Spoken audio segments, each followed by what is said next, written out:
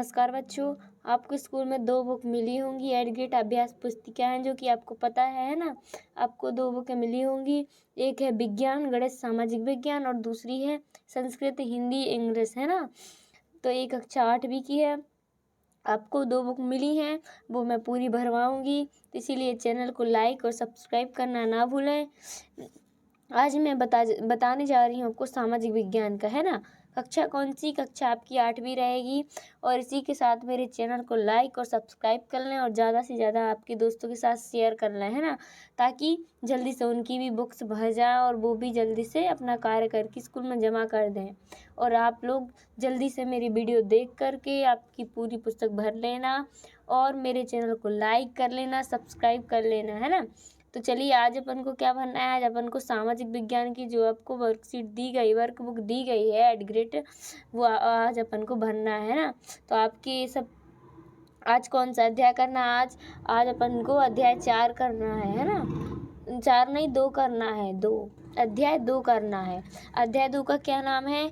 व्यापार से साम्राज्य तक कंपनी को सत्ता स्थापित होती है। ठीक है, अपन को ये चैप्टर करना है आज। इसका पहला क्वेश्चन देख लेते हैं। पहले क्वेश्चन में क्या पूछा है?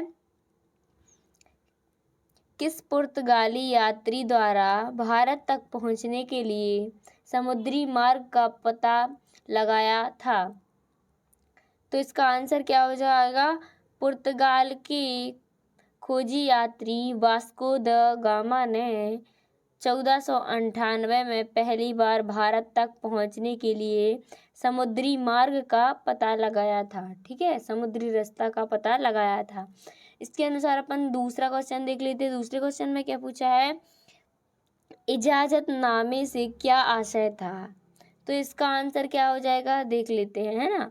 क्या हो जाएगा? इजाजतनामों से आशय है कि इंग्लैंड की कोई और व्यापारिक कंपनी इस इलाके में ईस्ट इंडिया कंपनी से लोड नहीं कर सकती थी। ठीक है, तो इस प्रकार अपना ये दूसरा क्वेश्चन कंप्लीट हुआ।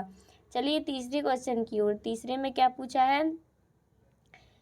बक्सर के युद्ध के क्या परिणाम हुए थे? जो बक्सर का युद्ध था उस युद्ध के क्या परिणाम हुए थे? ठीक है, तो इसका उत्तर क्या होगा? बक्सर की लड़ाई 1764 के बाद कंपनी ने भारतीय रियासतों में रेजिडेंट तैनात कर दिए। रेजिडेंट के माध्यम से कंपनी के अधिकारी भारतीय राज्यों के भीतरी मामलों में भी दखल देने लगे थे, है ना। तो अपना ये तीसरा क्वेश्चन हुआ। चलिए चौथे क्वेश्चन की ओर। चौथा क्वेश्चन में क्या पूछा है? पानीपत की तीसरी लड़ाई क्यों महत्वपूर्ण थी? जो पानीपत की लड़ाई हुई थी तीसरी, वो क्यों महत्वपूर्ण थी? वो महत्वपूर्ण थी बट क्यों थी? ठीक है, तो इसका आंसर क्या होगा? 1761 पानीपत की तीसरी लड़ाई में हार के बाद दिल्ली देश का शासन चलाने का मराठों का सपना चूर चूर हो गया। उन्होंने कई राज्यों में बांट दिया गया। राज्यों को बागडोर, सिंधिया, होलकर जैसे अलग अलग राजवंशों के हाथों में थी, है ना। इस प्रकार अब ये चौथा क्वेश्चन था, तो चौथा यहाँ से यहाँ तक था, तो आप कंप्लीट कर लीजिएगा। ठीक है, चलिए पांचवी क्वेश्चन की ओर।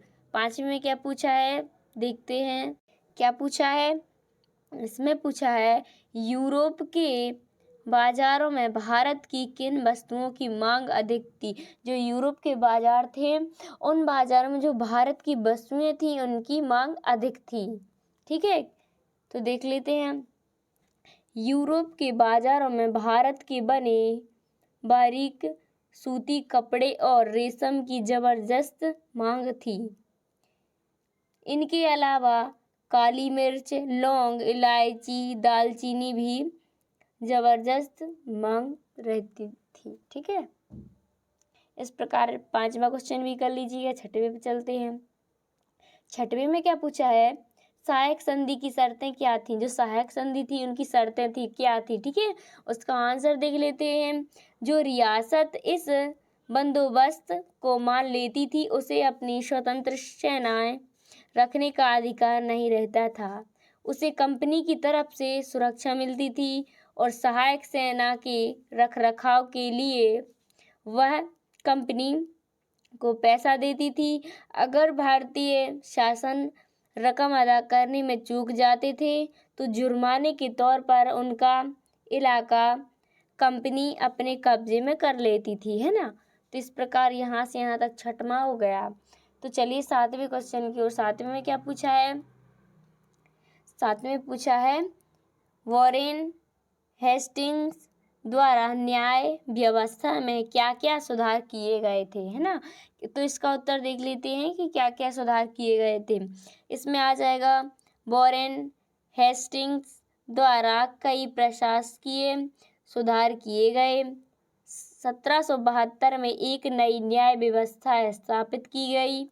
इस व्यवस्था में प्रावधान किया गया कि हर जिले में 2 अदालतें होंगी, फौजदारी अदालत और दीवानी अदालत। ठीक है, कौन कौन सी? एक हो जाएगी फौजदारी, एक हो जाएगी दीवानी। इस प्रकार 2 अदालतें हो जाएंगी। ठीक है, चलिए 8वें क्वेश्चन की ओर चलते हैं। 8वें क्वेश्चन में क्या पूछा है? प्लासी युद्ध के क्या कारण थे? जो प्लासी युद्ध था ना, उसके क्या कारण थे? तो इसका उत्तर हो जाएगा 1756 में अली वादी खान की मृत्यु के बाद सिराजुद्दौला बंगाल के नवाब बने। कंपनी को सिराजुद्दौला की ताकत से काफ़ी भय था। सिराजुद्दौला की जगह कंपनी एक ऐसा कठपुतली नवाब चाहती थी जो उसे व्यापारिक रियासतों और अन्य सुविधाएं आसानी से देने में आनाकानी ना करे, है ना। तो इस प्रकार आपका 8वां क्वेश्चन भी हो गया। चलिए 9वें क्वेश्चन की ओर। 9वें क्वेश्चन में क्या पूछा है? यूरोपीय व्यापारिक कंपनी में प्रतिस्पर्धा के क्या कारण थे? जो यूरोपीय व्यापारिक कंपनियां थी उनमें प्रतिस्पर्धा के क्या कारण थे, है ना। तो इसका उत्तर हो जाएगा कंपनी को दूसरी अंग्रेज व्यापारिक कंपनियों से प्रतिस्पर्धा का कोई भय नहीं था।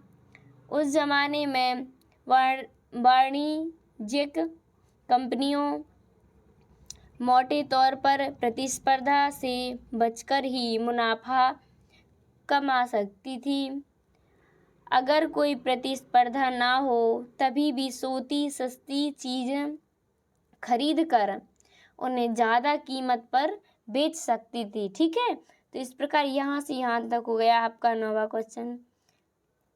तो चलिए 10वें क्वेश्चन की ओर। 10वें क्वेश्चन में क्या पूछा है तो देख लेते हैं। 10वें क्वेश्चन में पूछा है 10वें क्वेश्चन में पूछा है लॉर्ड डलहौजी की विलय नीति क्या थी?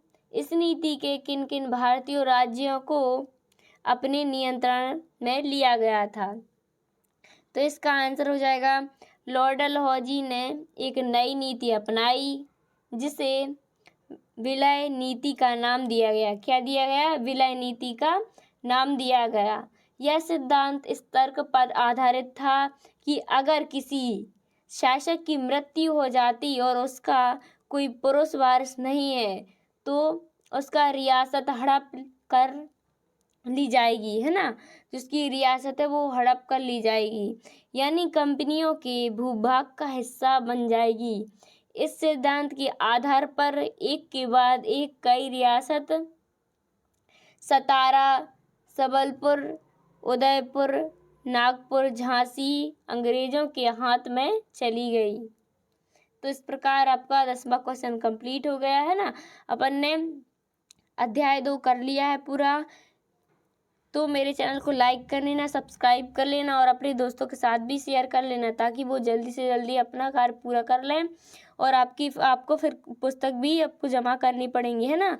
तो जल्दी से आप पूरा कर लीजिएगा और मेरे चैनल को लाइक और सब्सक्राइब कर लीजिएगा। तब तक के लिए थैंक यू, धन्यवाद। मिलते हैं नेक्स्ट वीडियो में।